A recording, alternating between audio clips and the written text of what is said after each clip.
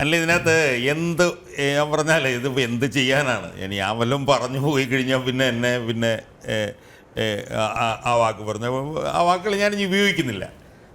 പറയൂ. എൻ്റെ ഒരു ഗതികേട്, എനിക്കൊരു ഗതികേടായിട്ട് തോന്നുന്നത് എന്താണെന്നറിയോ? ഒരു ചെറുപ്പക്കാരനെ, നല്ല കഴിവുള്ളൊരു ചെറുപ്പക്കാരൻ്റെ അമ്മയും അച്ഛനും ഒക്കെ പ്രതികരിക്കുന്നതൊക്കെ ഞാൻ കണ്ടു. അപ്പോൾ വല്ലാതെ മനോവ്യഥ ഉണ്ടാക്കും നമുക്ക്. ആ ചെറുപ്പക്കാരനെ ഒരു 100-150 ആളുകളുടെ മുമ്പിൽ വെച്ച് മർദ്ദിച്ച് കൊന്ന് ആ ചെറുപ്പക്കാരൻ്റെ ശരീരത്തിൽ 13 മുറിവുകളുണ്ടെന്ന് SFIയുടെ വയനാട് ജില്ലാ സെക്രട്ടറി കണ്ടിട്ടുണ്ടോ എന്ന് എനിക്കറിയില്ല. പോസ്റ്റ്മോർട്ടം റിപ്പോർട്ടിൽ പറയുന്നുണ്ട് 13 മുറിവുകളുണ്ടെന്ന്. അവസാനത്തെ സെൻറ്റൻസ് ഞാൻ വായിക്കുകയും ചെയ്തതാണ്. 2-3 ദിവസം പഴക്കമുള്ള ആക്രമണത്തിൻ്റെ ലക്ഷണങ്ങളും ഇതിനകത്തുണ്ടെന്ന് ഈ പോസ്റ്റ്മോർട്ടം റിപ്പോർട്ടിൽ പറയുന്നതാണ്. അപ്പം 13 മുറിവുകളുണ്ടെന്ന് പറയുന്ന പോസ്റ്റ്മോർട്ടം റിപ്പോർട്ട്. അവിടെ ജോർജ് ജോസഫ് പറഞ്ഞു 3 ദിവസമായിട്ട് ഒരു ഭക്ഷണവും കഴിച്ചിട്ടില്ല, വയറ്റിലൊന്നും ഒരു ഭക്ഷണം അതായത് പോസ്റ്റ്മോർട്ടം റിപ്പോർട്ടിലുണ്ട്. എന്ന് മാത്രമല്ല ജോർജ് ജോസഫ് പറഞ്ഞൊരു പ്രധാനപ്പെട്ട കാര്യം എന്താണ്? 3 ദിവസമായിട്ട് ഭക്ഷണം കഴിക്കാത്തൊരു മനുഷ്യൻ എങ്ങനെയാണ് തൂങ്ങിച്ചാകാൻ പറ്റുന്ന SFI നേതാവേ എന്ന് പറഞ്ഞ് 3 ദിവസമായിട്ട് വയറ്റിൽ ഭക്ഷണമില്ല, ആ ഭക്ഷണം ഇല്ലാത്ത ആൾ തൂങ്ങിച്ചത്തെന്ന്. ആലോചിച്ച് നോക്ക് നിങ്ങൾ SFI ആകുന്നതിന് മുമ്പ് നിങ്ങൾ പിന്നെ മജ്ജമാംസമുള്ള മനുഷ്യന്മാരല്ലേ നേതാവേ? ഒന്നും വായിച്ച് നോക്കണ്ടേ ഇതൊക്കെ? എന്നിട്ട് വേണ്ട ഇങ്ങനെയൊക്കെ ഒന്ന്. നിങ്ങൾ പൊതുമണ്ഡലത്തിലാണ് പ്രവർത്തിക്കുന്നത്, ആളുകൾ നിങ്ങളെ വല്ലാതെ പുച്ഛിക്കും. നാളെ കഴിഞ്ഞൊക്കെ പ്രവർത്തിക്കാനുള്ള, ഞാൻ അതിലേക്ക് പോകുന്നില്ല, സമയമില്ലാത്തതുള്ളൂ. ഈ പോസ്റ്റ്മോർട്ടം റിപ്പോർട്ടിൽ അത് മുഴുവൻ പറയുന്നുണ്ട്. 13 മുറിവുകൾ. ജോർജ് ജോസഫ് പറയുന്ന പോലെ എഴുന്നേറ്റ് നിൽക്കാൻ പാലാത്തവന് പോയി തൂങ്ങിച്ചാവാൻ പറ്റുമോ? അവൻ്റെ ശരീരത്തിൽ 13 മുറിവുകളുണ്ട്.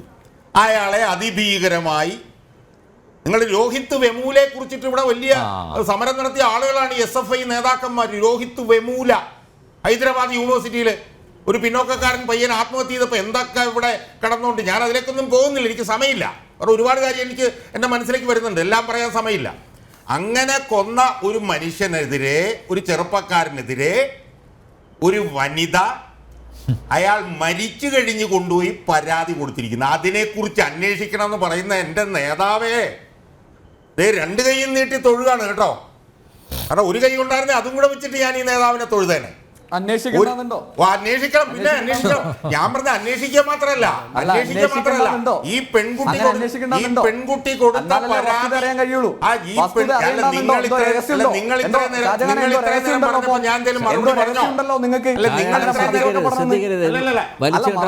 അതുകൊണ്ട് ഞാൻ പറയുന്നത് നിങ്ങൾ ഈ പെൺകുട്ടിയുടെ നീതി നിഷേധത്തിന് വേണ്ടി, അതായത് ഈ പെൺകുട്ടിയുടെ നീതി കളഞ്ഞല്ലോ, നാളെ ഒരു പ്രക്ഷോഭം. അതുകൊണ്ട് PM മാർഷോയുടെ നേതൃത്വത്തിൽ SFI പൂക്കോട് വെറ്റിനറി സർവകലാശാലയ്ക്ക് മുമ്പ് നാളെ അനിശ്ചിതകാല നിരാഹാരം തുടങ്ങണം എന്നാണ് എൻ്റെ അഭിപ്രായം. കാരണം പെൺകുട്ടിയുടെ നീതി അങ്ങ് നിഷേധിച്ചു കളഞ്ഞല്ലോ. എൻ്റെ പൊന്നു നേതാവേ, ഈ പയ്യൻ മരിച്ചുപോയി നേതാവേ, നിങ്ങൾക്കും അച്ഛനും അമ്മയും ഉണ്ട് നേതാവേ.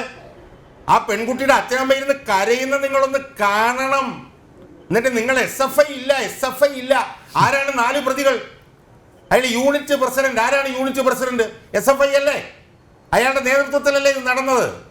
എന്നിട്ട് ഉളുപ്പില്ലാതെ, ലജ്ജയില്ലാതെ, SFI